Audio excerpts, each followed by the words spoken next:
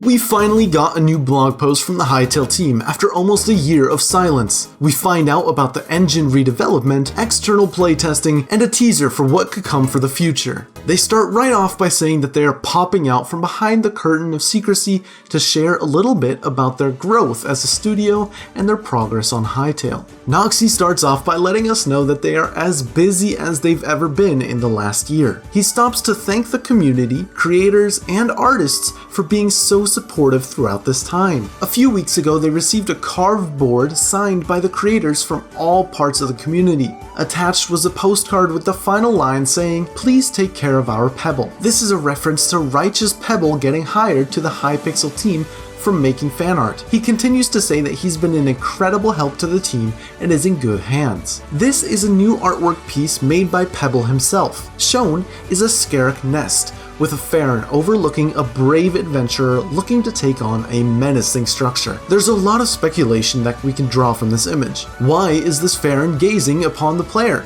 Is this an ambush attack? Well, we know previously that Farrons used to be enslaved by the Scarricks, so maybe the player was sent by the Farrons to take down this nest, and the Farron is acting as an observer and backup protection. Another thing can be said about the look of the nest. With the green glow emitting from the inside, the purple tubes crawling up the entrance, and a skeleton-like exterior, could the nest be alive? These are all questions I hope we could get answered in the near future. Moving on, Noxie shares a photo of the team. When Hytale was announced, the size of the team was less than 40.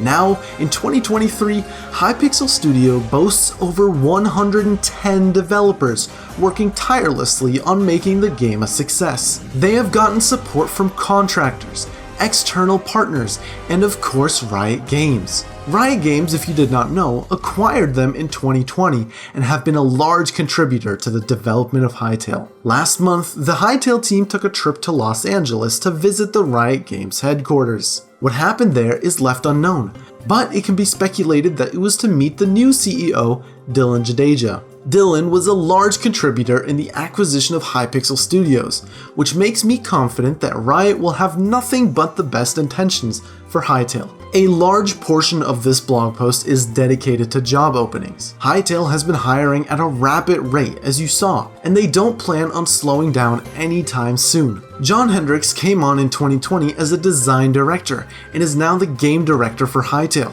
John starts off by mentioning that the summoning circles are too hard to resist. This is a nod to a community joke of tweeting out summoning circles to make the new blog posts appear. The first thing he shares is this picture of the Outlander, which looks absolutely incredible. There's a lot to take away from this picture. The Outlanders are trudging through a thick layer of snow while having cold air surround them. Could this be an indicator that heavy weather conditions will be in Hytale? I want to be in a snowy biome and really feel the harsh environments through blizzards and snowstorms. There seem to be 3 Outlanders shown, with the third one being a mere shadow in the background. Does this suggest they travel in packs? And where are they going? John reassures us that the depth of the game world has been fully re-explored, in the sense that the next time you see Orbis, it will feel familiar, yet also new.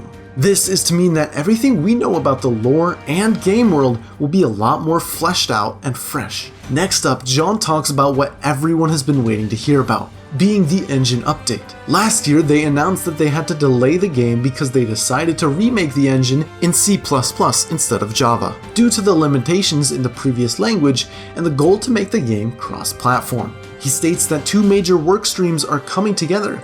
The engine update is proceeding as planned, and the creative team is able to make great progress prototyping experiences and advancing their design thinking. A major milestone has been hit for the game, and this is probably the biggest announcement from the blog post.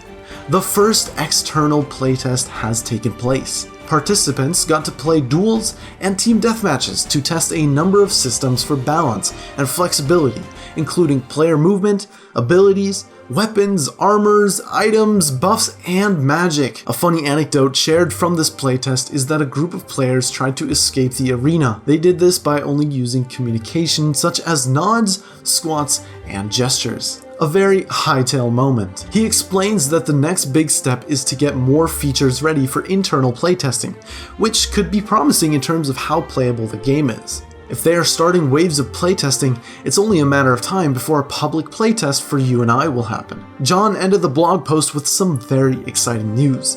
He leaves us with this picture of a Farron. There have been recent speculations about factions being in different zones, and he teases this by saying, interesting costume for a desert-dwelling character. Unless the factions of Orbis aren't restricted to specific biomes or zones. Now there's an idea. This blog post has been a good sign that the team is hard at work and open for more communication about their development. In 2021, they stated that they would not be ready to launch Hytale before 2023 at the earliest. This date is approaching rapidly, and we could see a follow-up announcement or blog post soon.